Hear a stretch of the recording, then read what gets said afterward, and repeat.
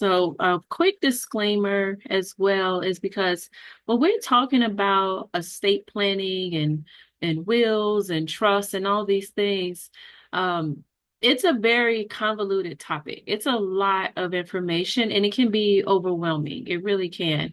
And I don't want folks to be overwhelmed. So I will do my best to explain these things in layman's terms, so to speak, so that you all can get the information and you decide, how you use it. There are some resources I will share at the end, some free resources that everyone should take advantage of. So keep that in mind as well. But everything I'm sharing is just based on it's only for educational purposes. I'm not here to give anyone any specific advice. So I just want to make that clear. No, I'm not here to tell you what to do. I will offer everyone opportunity to meet with me afterwards on your own time on Zoom or a phone call. And then also if you may want to talk to an attorney, I'll connect you in that way. The one thing I do want to clarify is that I am not myself, I'm not an attorney. I'm not a lawyer. So typically a lawyer would be the one, an estate planning lawyer would be the one who would be actually, helping you with these documents. But I talk about this because, as Renee mentioned, I am a financial advisor and I have this conversation with my clients all the time because if I'm helping them save and invest their money, I want them to, make sure that that money goes to whoever they want it to go to, that all that hard work is not for, that is put to use. So I'm comfortable. I work with a lot of attorneys who have handled these things for my clients, and I should be a lawyer by this point, and go ahead and get my law degree. But I do want to clarify that I'm not an attorney. I'm a financial advisor, but I do work with attorneys, and I do have resources that can help you take care of these matters, if you need it. So let's go ahead and get started. You guys, I'm gonna try to see if I can see some folks' faces. Do you know who these two people are here on my screen? Everybody knows Prince, right? And Aretha Franklin. Yeah, okay, I see some head shaking. Okay, the ones who do have their cameras on. I'm trying to get my screen so I can see your faces a little bit. Okay, there we go. So, if you all are aware, Prince had died in 2016. My aunt, one of my aunts, loved Prince. Loved him. She had his new symbol tattooed on her back. He passed away with $150 million estate. And actually, I'm gonna let you guys unmute because this part is kind of the interactive part. So if you want to unmute, you can to answer some of my questions. And then we all know the Queen of Soul, Aretha Franklin, right? She died in 2018. She had her estate was valued at 80 million. And when we're talking about estate, we're talking about think of them. They're wildly rich, famous musicians, all their music, their properties, their homes, just think of what they could have as millionaires. Does anyone know what happened with both of these? What did they have both in common when they passed away? You can unmute yourself and answer out loud.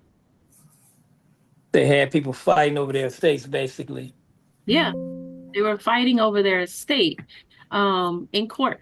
They were in court. And what happened was neither of them had an estate plan. Neither of them, you would think that these individuals are so famous, they had all this money. You would have thought they had a legal team to help them create these documents. And what happened is without having those documents in place, they end up being in court. Their family were fighting. And to be fair, Aretha Franklin actually did have, she did write out a will. She did have wills. She actually had four versions of a will. And you can actually Google this. You can go on Google and you will be able to see the different versions of her will. And the family was fighting because one version would write out a son, another version would give the house to somebody else, and one was handwritten that they found on the side of her couch. So her family and representatives were in court for several years. I think both of them took at least 3 to 5 years to settle in court. So imagine all those assets being locked up. So this is some of the reason why it's super important to have this conversation. And I also wanted to clarify that estate planning and having these documents in place are not just for people who have money. That's not the case at all. I believe any adult, if you're 18 or older, you should have these documents in place. And I'll show you why. So when we talk about estate plan, like what is an estate plan?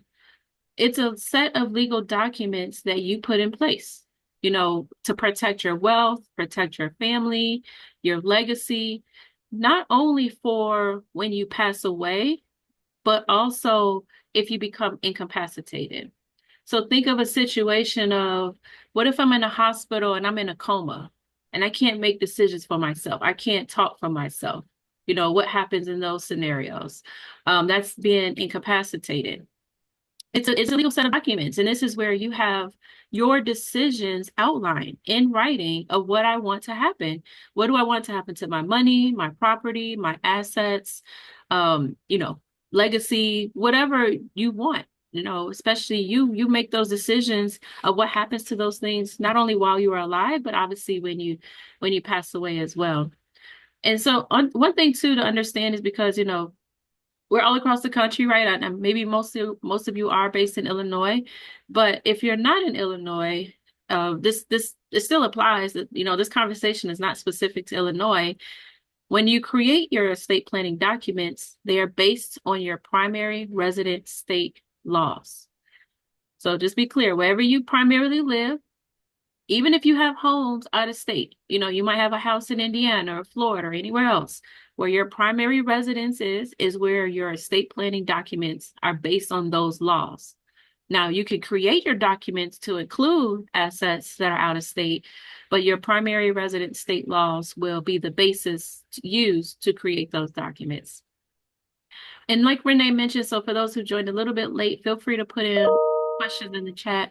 And I think I added back the feature where you can't unmute yourself. Let me mute a couple of folks. Okay, because I just don't want no background noise or anything to pop in. All right, so let's move on and get into more detail. So when you don't have anything in place, have folks heard of probate? Having to deal with the probate process. Some of y'all shaking your head. You're probably dealing with probate, right? With some loved ones. I personally haven't had to deal with it, but I know people who have, and it's probably the most stressful, costly, time-consuming, devastating situation that families can, that they end up in. And probate laws basically are what your probate laws are based on your resident state law. So again, if you're in Illinois, it's based on Illinois law, is where a judge will decide how your assets are decided because there are no plans in place. Now, to be fair, not every situation, not everybody, some people pass away, they don't have much, right? They don't have a lot of nothing. They don't have anything. But for those of you who have homes, you have bank accounts, you got cars, and you got investment properties, you don't want your stuff going through probate. So some questions that, a judge will look at is like, okay, well, how big is the estate? Are we talking about $250,000 estate, $1 million estate? What's the value of all your assets and property? Do we have real estate that we're working with? Is there a surviving spouse? The biggest misconception people make is, oh, my spouse will just get everything. Well, you'll find out what happens in Illinois, okay? Are there surviving children? That's a question. Is there a will? Even if you did do a will, we got to validate the will. If there is a will, who is named as an heir in the will? Because guess what? You can write out people, right? You can say, I don't want my cousin or my, relative who has addiction to get anything. You can do that. It's totally fine. Also, are there any liens or debts or taxes due? Because just because you're no longer here, it doesn't mean that creditors can't come after your money.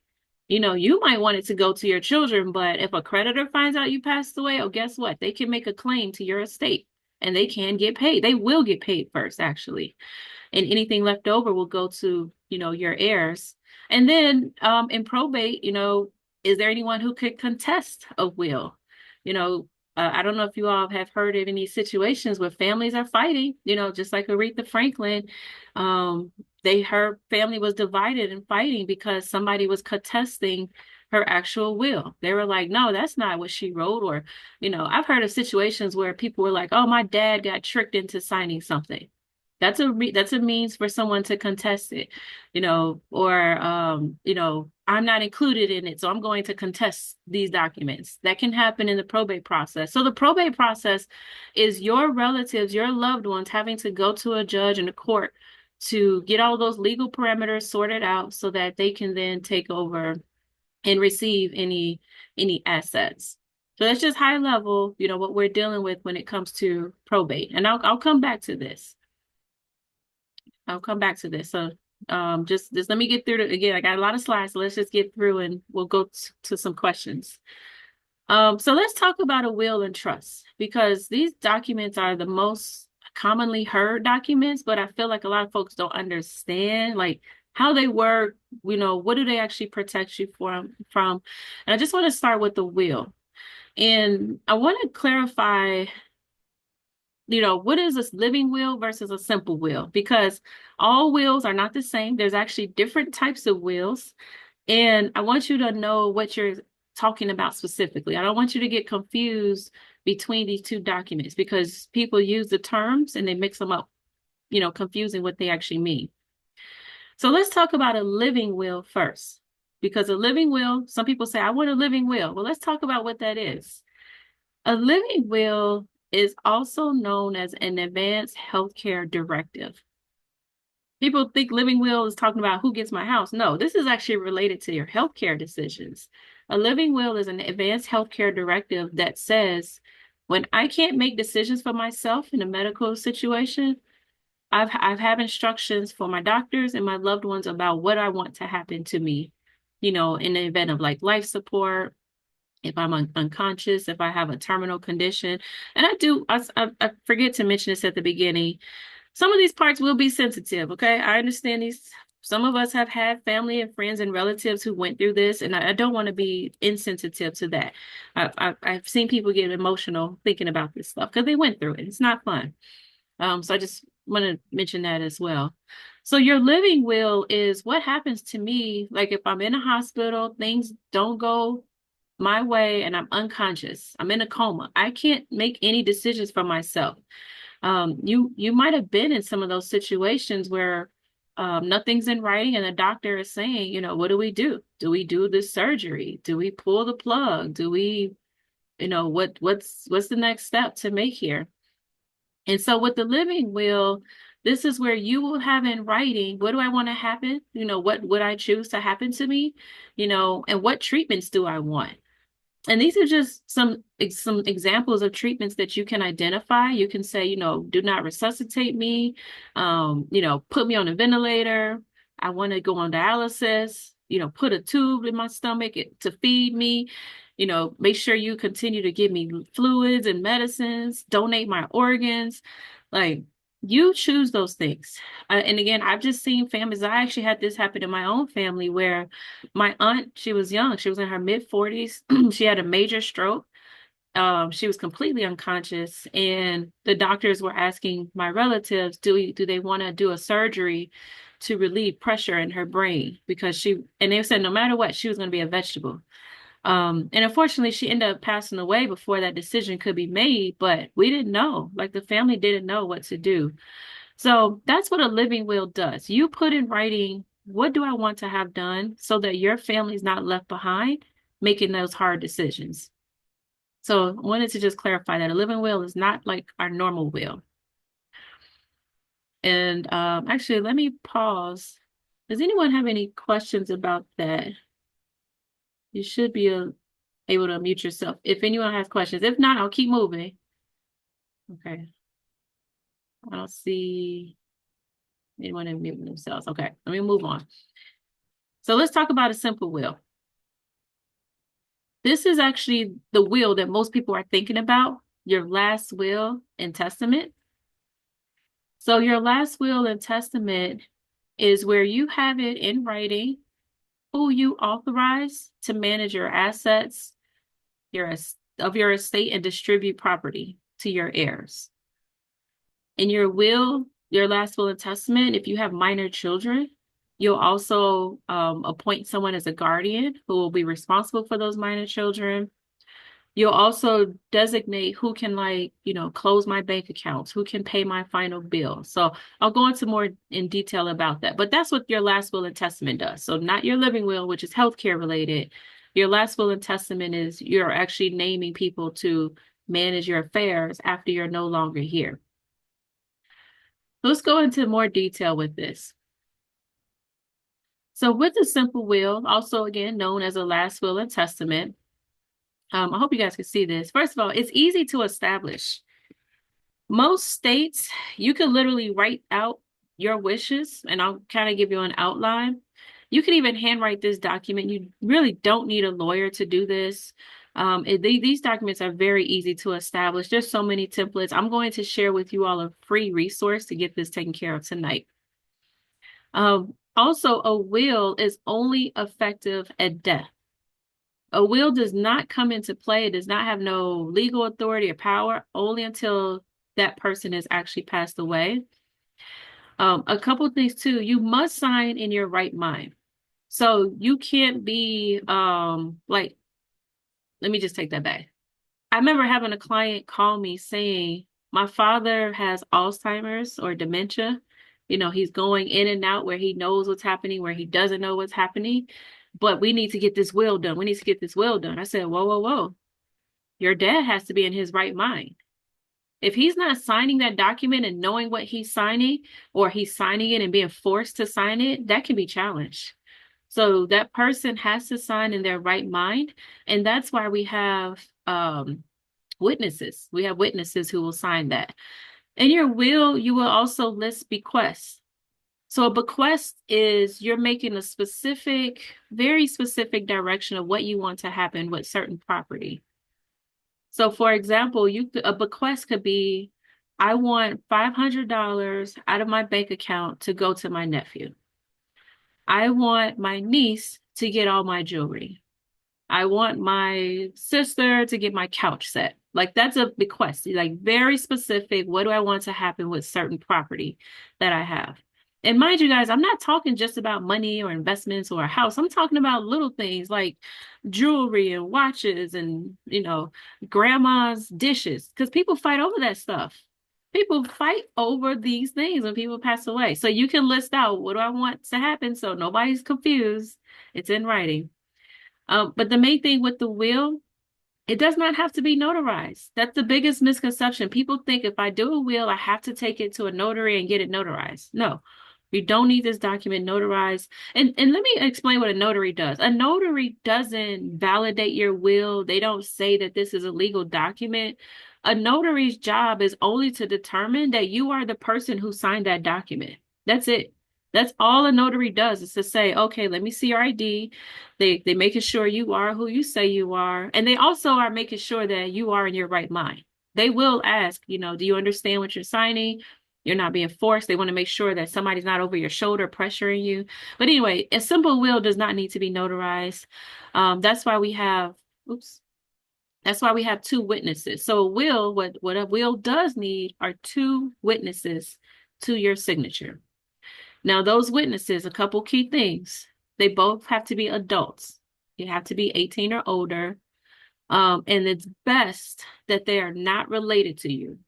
Like you don't want, like Renee don't want her witness to be her sons and her kids. No, you want them to be like your neighbors, co-workers, some friends, somebody who's not related to you by blood or marriage. And why is that? Because if your will is contested, they'll be like, oh, well, her sister was a witness. Of course, she's going to say she signed this document. That could be contested because the witnesses are too close to you. And they also shouldn't benefit from your estate. They shouldn't be listed as someone who will receive something from your actual, they shouldn't be receiving money. They shouldn't be receiving anything from you. So you really want those witnesses to be unrelated, truly, unrelated third parties, the impartial third parties. So that's the only thing for a will. So you can do your will tonight, which I'm gonna show you a resource where you can do it tonight. You can print it off, sign it in front of two people who are not related to you. And also with your witnesses, most wills, the way they're drafted, they're going to have a separate page for the witnesses to sign. So your witnesses won't necessarily see all your stuff in your will. Like you might make specific details. They're not going to see your business, is what I'm saying. There'll be a separate document, it'll just be a signature page where you sign it and the witnesses sign. They don't need to know anything in your will. They don't see any of that. The way that most wills are drafted, they won't see that. So again, I do have folks unmuted, I believe. Anyone have any questions? And I'm gonna go through and explain a little bit more, but feel free if you have questions. So let's talk about what happens. I have a question. Yep, go ahead. Uh, it says usually does not need to be notarized. When does it need to be notarized? I only put the word usually because I don't speak for every state. Okay. Most states, I have not seen any states personally where it does need to be notarized. I just use that to protect what I'm telling you. Okay. Sounds good. Nine, yeah, Thanks. 99% of the time you won't need a notary. You won't need a notary. Okay. Thank you for that. Thank you. All right, I'll move on. So let's talk about what happens with you when you do have a will, because this is the first part is just getting it drafted. And then what happens when you have one and when you don't have one. All right. So the probate process. So when you have a will, you actually still have to go through probate. If you have, significant, decent assets, you still do need to deal with probate. So if you have a will, then at this point, family is in front of a judge. They've entered, the probate process. It's really called they settle an estate. Is part of that process. So if you have a will and you had a will, you are known as the testator. Testator. You passed away, you had a will, you are the testator. You're the testating. Last will and testament, you're the testator. You're the one who created the will. In the will, you will name an executor. So you will name an executor of your estate, and that person is responsible for just getting the probate process started. They will actually go to the court. They will say, hey, I have, Shantae's will. I'm going to go to the court and you're going to take that court to the probate court and get the process started. So that's the executor of the estate. And then the court will start the proceedings to, first of all, just authenticate the will. The judge is going to make sure, like, okay, this actually is a legit will, that this is a valid will according to your resident state laws. And they're going to make sure that it was actually your last will and testament. Because that's what happened with Aretha Franklin. They had different wills. So it took them a long time just to figure out which was the most recent will. So once they figure out, okay, we have the will, then a court will now officially give that executor the legal power to act on your behalf. It's called a letters of office. So they'll go to the court and the judge will literally hand stamp a letter that says, okay, Renee, let's say I name Renee as my executor of the estate. They'll say this letter, Renee, is hand stamped by a judge, signed off by a judge. It says, now you can take this letter and you can go handle Shantae's affairs. You can go to the bank with that letter. Because if you try to go to the bank and you don't have that letter, they're going to say, where's the letters of office? Where's the letter that shows that you have the authority to act on this person's behalf? You can't take the will. Usually, you cannot take that will and say, hey, well, I'm named in the will, so I can close this account or I can take the money out. Most financial institutions, they'll be like, no, no, no, no, no, no. You got to show us the letters of office. You got to show us the letter from the judge that says you have this authority. Because anybody then could write a will, right? They could doctor up something and make it look legal, I guess. And then the executor, they'll be like, okay, what are all the assets? Where are they? What accounts were there? What debts do I have to pay off? What taxes need to be paid? And then what is left over to be distributed? Go ahead, Renee. You got your hand up for a question? Do all wills have to go through probate No, court? Okay. no, no, it doesn't. It really does depend on the size of the estate. It really does, which I'll touch on this next part. But thank you for bringing that up. All right. So without a will, if you don't have a will, so if you pass away, you don't have anything in writing. This is where we said you have died intestate. You've died intestate. You don't have anything in place. Now, Um, if we get to the probate process, and the reason I'm saying if is because not everything has to go through probate. Assets are distributed according to state laws. So a judge will say, okay, this person passed away. They have some assets, they have property. We got to figure out who gets what. They're going to use your state laws to determine how do they distribute that. And I'm going to show you an example of that in a little bit. So in most states, intestate or interstate, you guys see what I'm saying? Intestate laws divide property among the surviving spouse and the children of the deceased. So again, that big misconception, oh, my spouse will just get everything. Oh, you'll be sharing with your kids. And I don't know if you like all your kids, okay? I don't know if all your kids are in a good place to get anything, but that's what will happen. I'll take that question once I finish with this slide. 1 second. If there are no assets, because some people, they don't have much, right? They don't pass away with anything. They didn't have a home. They were renting. Then probate won't be necessary in that instance. Probate won't be necessary. Most states have what's called a small estate affidavit. And this is where if you know your relative passed away, they didn't have much assets, but maybe they had like a car or, a couple $100 in a bank account or something. And you can actually complete with a small estate affidavit. I'll look it up real quick for Illinois. You can Google it now. Illinois small estate affidavit.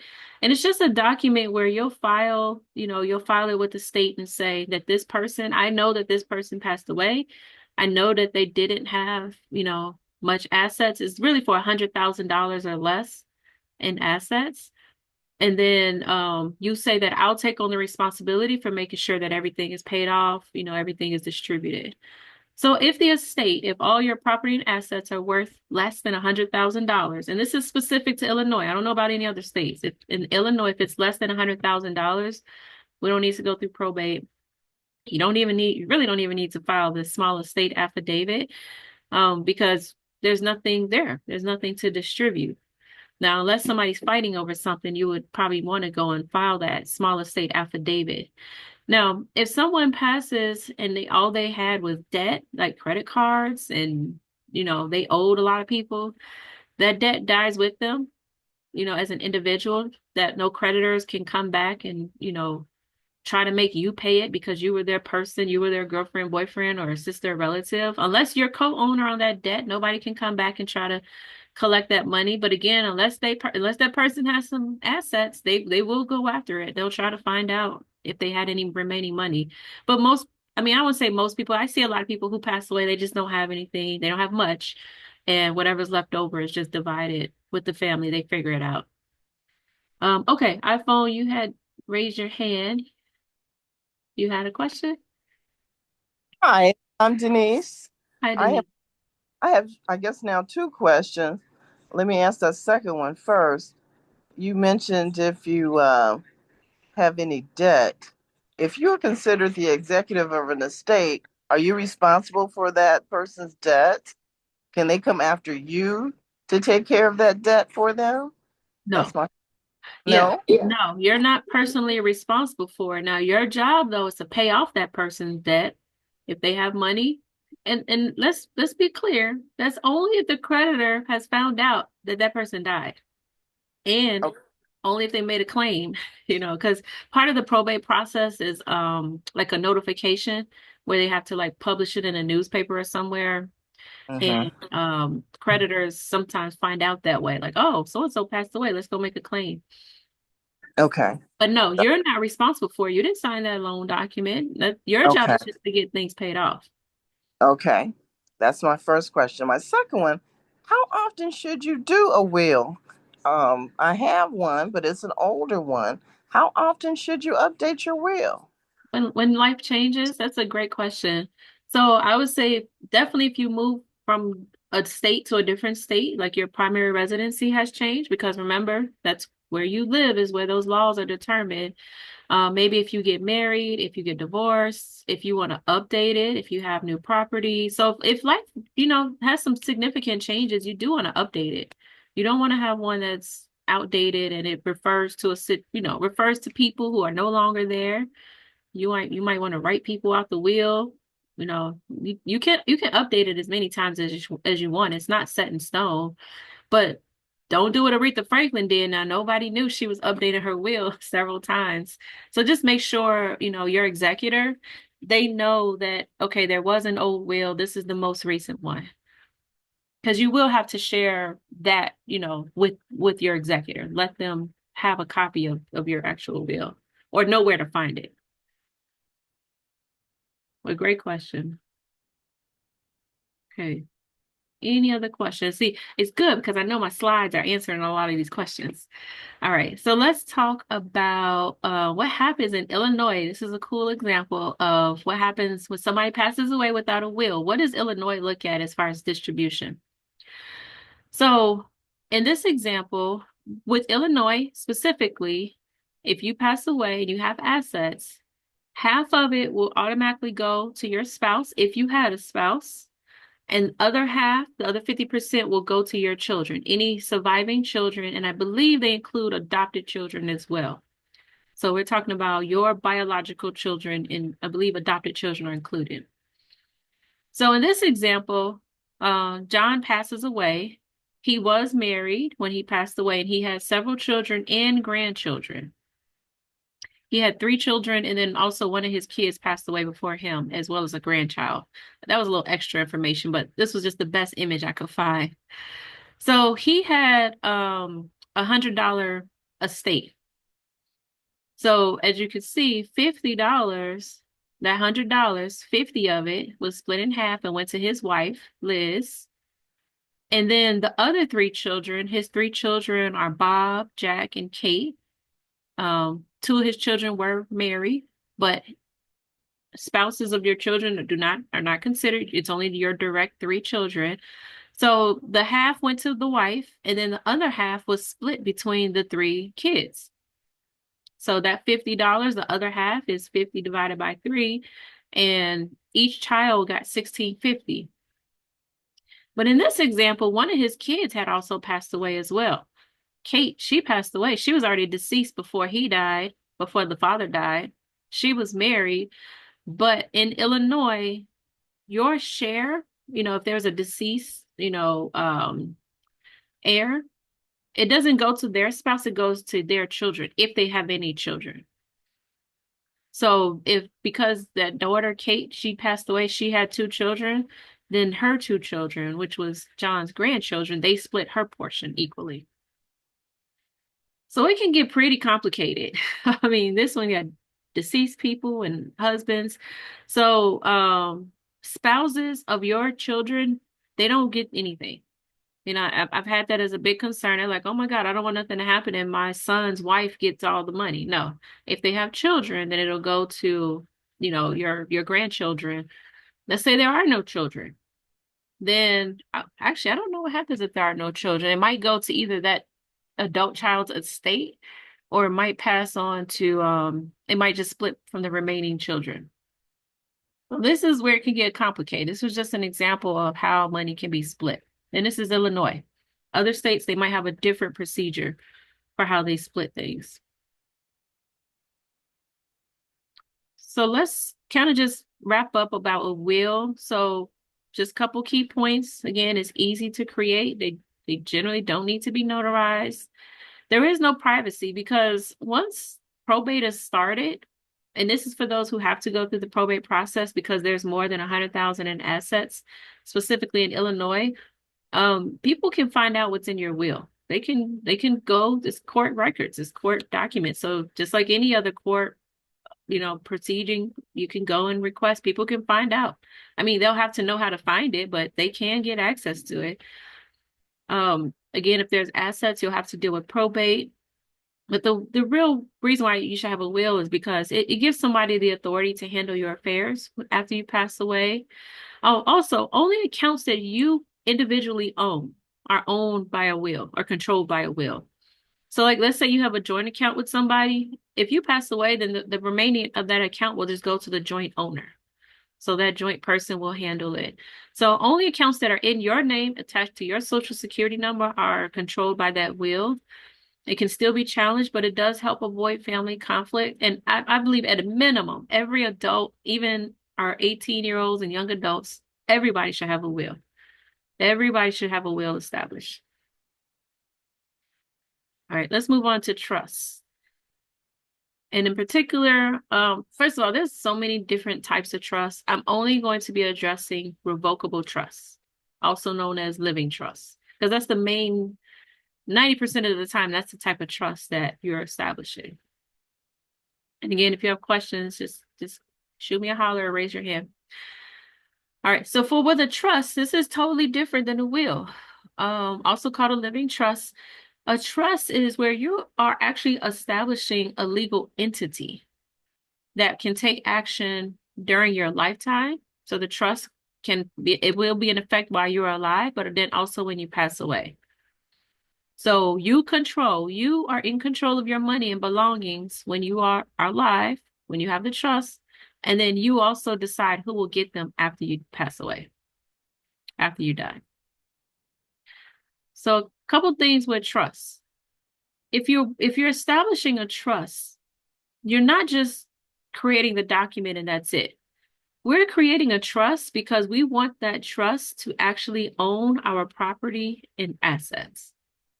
So think anything that's in your name and tied to your social security number that you own. You know, when we fill out account paperwork, we say that I'm the owner. It's in my name. It's in my social. You're creating a trust because you want that trust to now own that property instead of you. You also have instructions for maintenance and distributions of property. You know, your trust, you can get very, very specific on how you want your property handled. You would outline, if something happens to me, I want this property sold. And nobody can challenge it. They just have to sell it. You might say, okay, my kids will be the beneficiaries and heirs, but they only get money, if they graduate high school, or they only get money if they turn 21. Or they only get money if they remain, drug-free and alcohol-free. Like, you can be very specific on how your property is distributed. Please understand, you do not have to give anything to nobody just because you're related to them. It also avoids conservatorship and guardianship. And this is like, you guys hear of Wendy Williams. She got under a conservatorship. She has no control of her property and assets. This will avoid that because the trust will control the property. And then a couple things too. When you have a trust, it is effective as soon as it is signed and notarized. This document is notarized. So as soon as it's created and signed and notarized, whatever your trust says goes. It is effective right away. Like, unlike a will, that doesn't come into effect until someone actually passes away. So because of that, it is more complex. And it does cost more to establish. Like with the will, you could do that easy on your own. But with a trust, you will be working with an attorney. It's in your best interest to do this with an attorney to help you establish it so they can understand what are your assets. They draw it up, they write it out for you properly. So it's more complex. This isn't you're going to be working with an attorney, and it takes time to get it set up. But guess what? It protects you. This is the greatest level of protection regarding your property while you're alive, but also after you pass away. There's no court challenges. Nobody can challenge your trust. It's completely private. Nobody needs to know what's in your trust. It's not recorded anywhere. It doesn't go to a court anywhere. It's completely private. Nobody needs to know what's in your trust. And it bypasses probate. We don't deal with probate process. We do not deal with courts when we have a trust in place. So those are some like high level, how a trust works and why people create a trust. Let's get into a little bit more detail about a trust. So a couple elements. When you create the trust, you are the grantor. So you will be the grantor because you're the one who went to the attorney, you created the trust, and you worked with the attorney to determine the terms and conditions. And what do I mean by terms and conditions? Meaning, how do I want my assets to be, distributed? Who can get it? All that. You determine all those terms and conditions. Then in the trust, you also name a trustee. So the trustee is who actually handles the trust, property, and affairs. So when you're getting this started, you will be the grantor and you will be the trustee because you're still alive. you're still controlling all the property. You're still managing it. It's just not in your name. It's going to be under the trust name. So you're still in control of everything. You just, at that point, you won't own nothing. But you will also name a successor trustee. The attorneys that I've worked with, they usually want to see 2 successor trustees, which means that if you're no longer able or you pass away, who then will be able to step in and manage the trust and make sure, all the property and everything is continued to be managed. So you would name, prior in advance, if I'm no longer able to manage the trust or if I pass away, I also name, so-and-so as a successor trustee, and they can now take over and manage it. Now, they can't take over. That doesn't mean that that's their property. It means that they just manage it for you. And the trust will outline how do they manage it? What can they do? What, the trust will keep them in place. They can't take your money and run, that's for sure. And then you also have your beneficiaries. So part of the trust is you are identifying who's going to benefit, who gets my money, who gets my house, who gets whatever. So you will name your beneficiaries as part of that trust as well. So what I want you to understand is that a trust will own and manage your property and assets. So like I said, anything that's in your name that you have ownership over or title to, you will then move that to the name of the trust. We call that funding the trust. You're going to fill out whatever documents to transfer the legal title of that property into the name of the trust. You're taking it out of your name and attached to your social, and you're putting it in the name of the trust. Real estate, investment accounts. I had a question on the chat that said, can you do this with bank accounts? Yes. You can have a bank account that's in the name of a trust. Cars. You could take that title, have that car out of your name, put it in the name of the trust, because then the trust will determine what happens to that car. The trust will determine what happens to that real estate property. Any property. You will determine what happens to any assets that the trust is owned. But you're the one managing it until you can't manage it. So the easiest way I try to tell folks to think about this, before I go into that.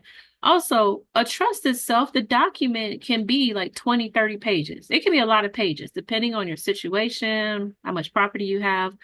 So you're not going to, hand over that 30-page document to your lender or the title company or, the recorder for the county. When we create a trust, the attorney will create a certificate of trust. It's an abbreviated version. It's normally like 3 or 4 pages. It just says that this trust exists. This is the trustee. This is the powers of the trust. It just gives basic details so that people, like when you take your certificate of trust to the bank, they use that and they normally will make a copy of it so that they can use that to transfer, property out of your name.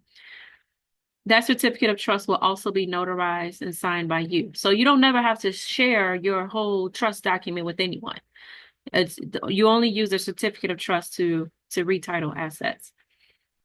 All right. So the way I tell folks to think about a trust is just think of it like an empty box that you got to put stuff into.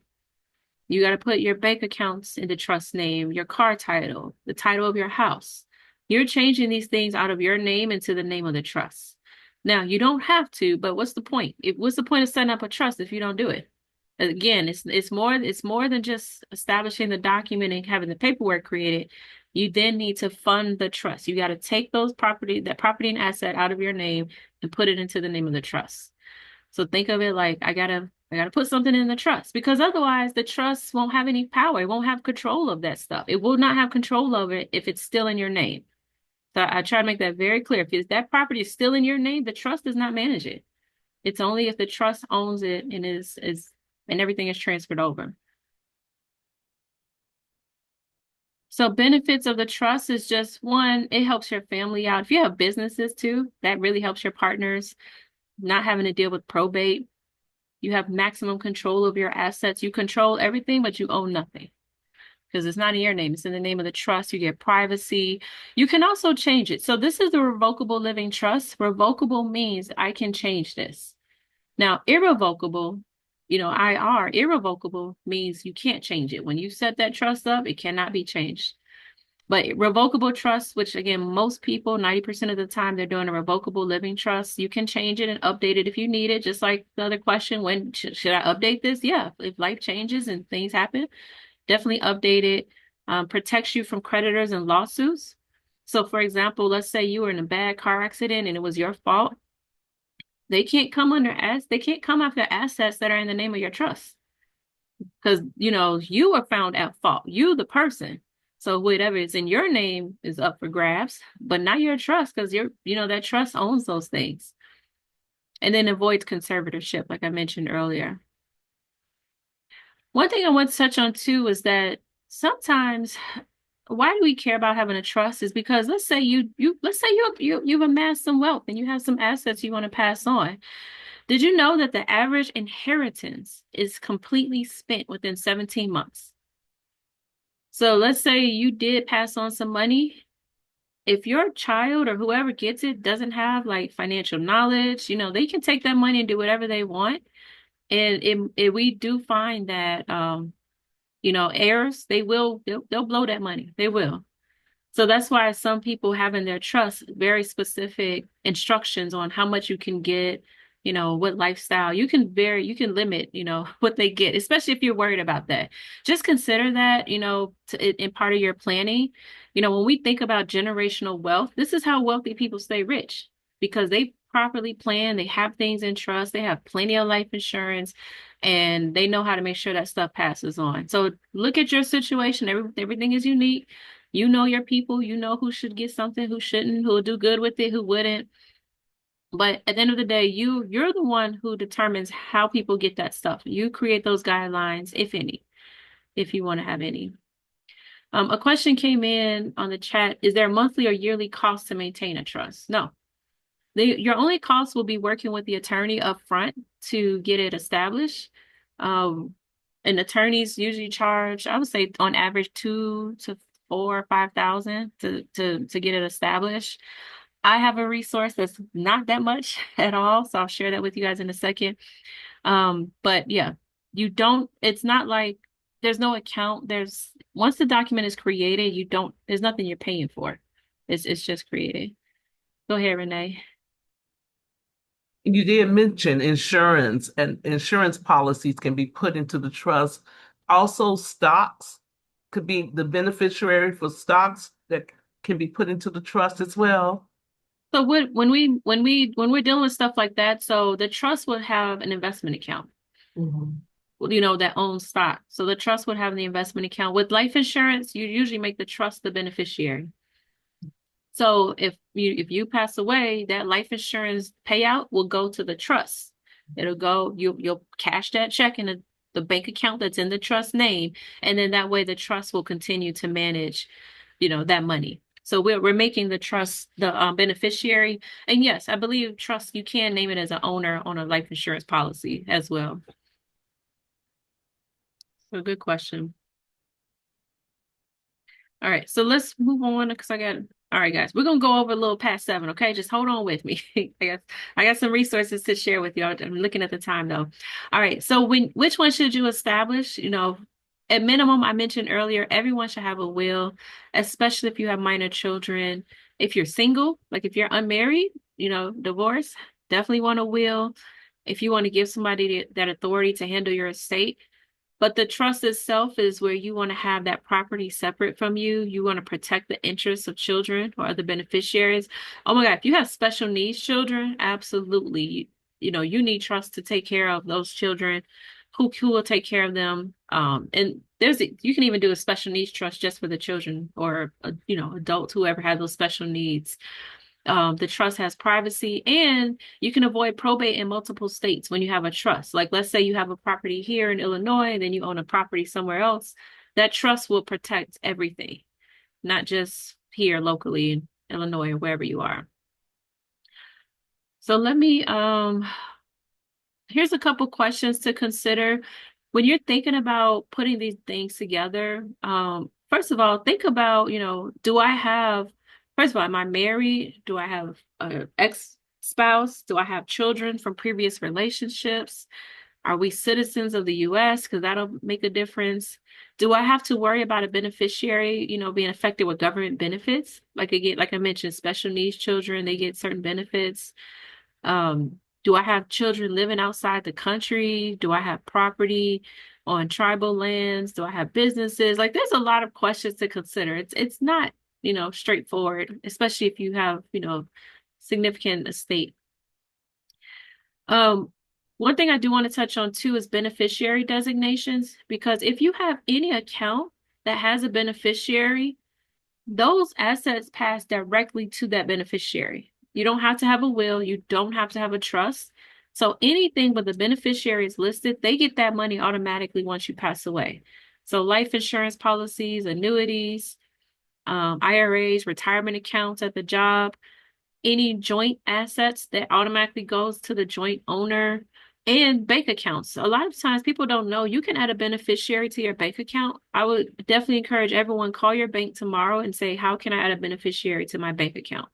Because then if something happens to you, your beneficiaries will automatically get that money that's in your bank account. So I did want to touch on that. So anything with a beneficiary, they get that money automatically. You do not need a will or trust. All right. What happens when you don't have anything in place? We're just not protected. You're really leaving some really hard decisions to others to be made.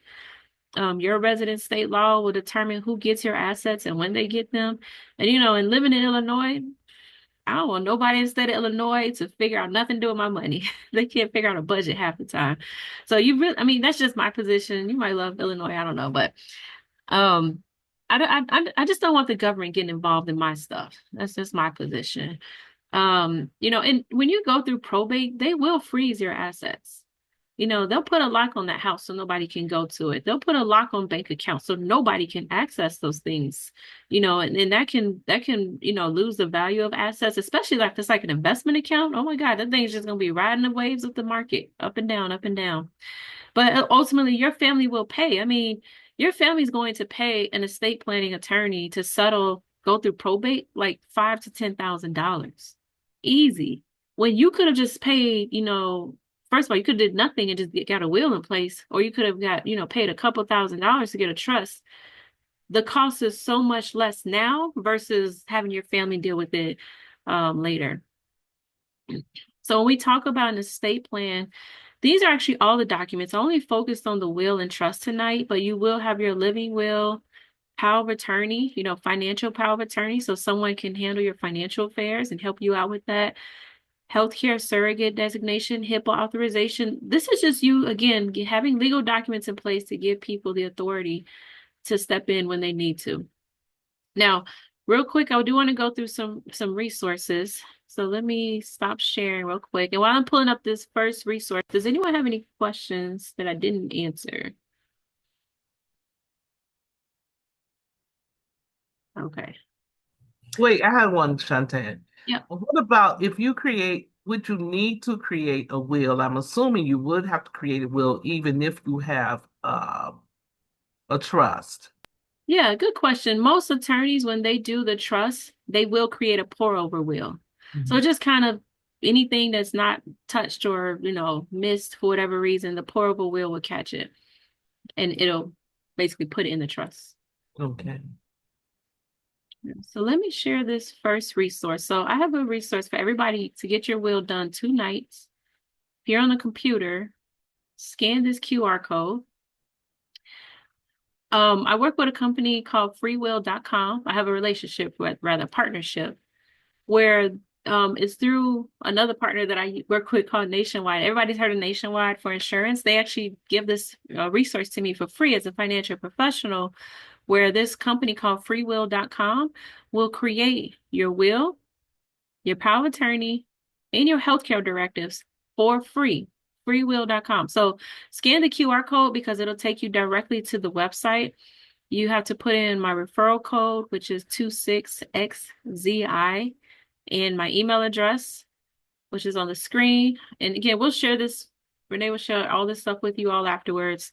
But these are the documents that they'll create: your last will and testament, your living will, which I talked about, and your financial power of attorney. So they'll do all these documents for free. The last will and testament you can do tonight, have 2 witnesses signed, and you have your will done. Now, the living will and power of attorney, you do have to get those 2 documents notarized. But at least the will can be done if you find 2 witnesses to do that.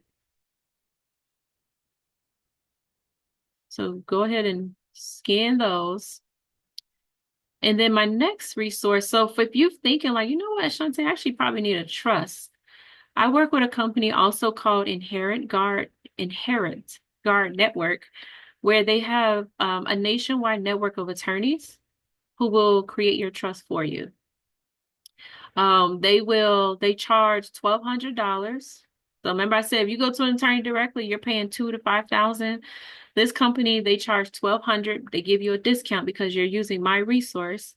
They even have a payment plan. So if you can't afford the whole $1,200, they have you can qualify for, I think, up to a 12-month payment plan. It's like $55 a month. They do run your credit to see that, but there's options. We're trying to make this as affordable to everybody as possible. So with Inherent Guard, you can get your trust completed. You pay the $1,200 and you'll have all of your documents. So they'll do the trust, the wills, power of attorney, healthcare directives. And it's nice because they'll even send a notary to your house to get everything notarized. You just got to have your witnesses there. So you pay for all that service.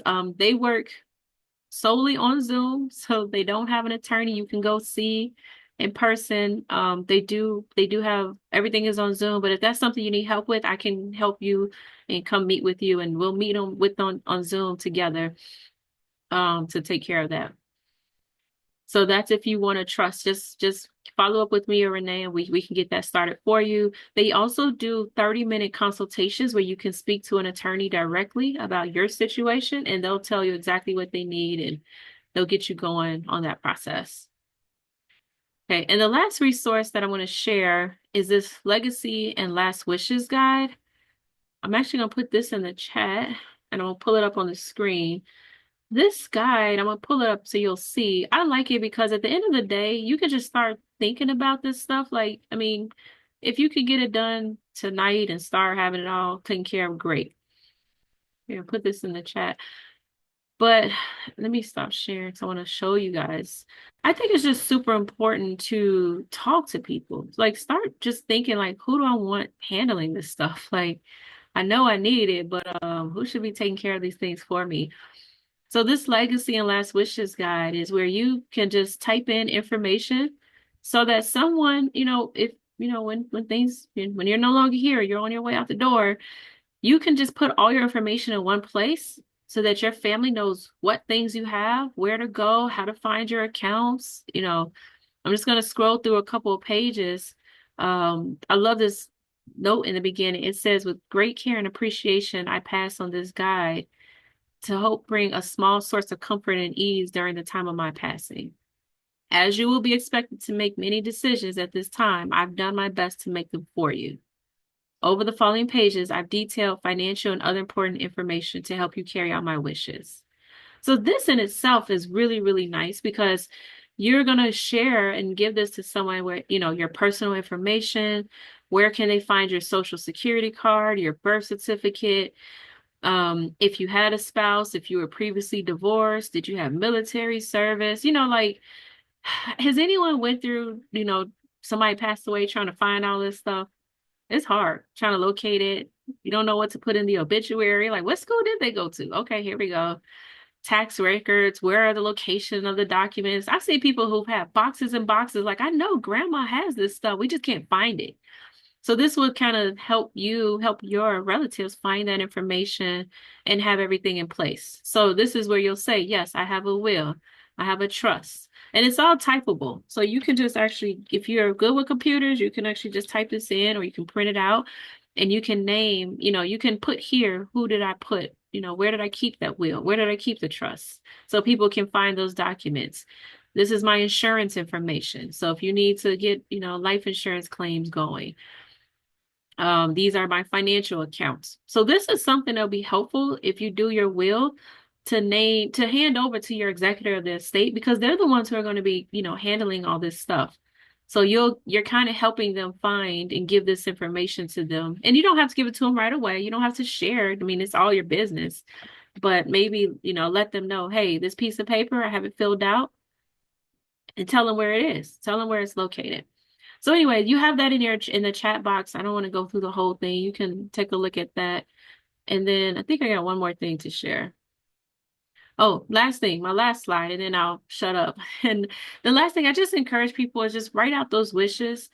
Call your financial institutions, make sure you have beneficiaries on all your accounts. And if you have beneficiaries listed, go and make sure those people are still alive. I can't tell you how many people I've seen people who had people as a beneficiary who already were deceased. It happens. It's a mess. Just make sure they're up to date. Put all your important information together in one place. I think this conversation really forces us to I just need to get everything situated, put it all in one place and talk to your loved ones. Have conversations. These are not fun conversations. They're not. I had to do this with my mom a couple years ago. But I tell you, once it's done, you have so much peace of mind. I can't tell you, you have so much peace of mind to say, you know what, that's taken care of. My people know what to do. And I know that things will be taken care of the right way. So if you want to connect with me, the questions, please feel free. I'll stay on. I love this. I always put this in all my presentations. People don't plan to fail. They just fail to plan. We take hours planning weddings and vacations and birthday parties. Take an hour to plan your final wishes, to plan these things. And then if you want to connect with me or if you want to have that consultation with the attorney for a trust, you can scan that QR code. It'll just take you to my calendar.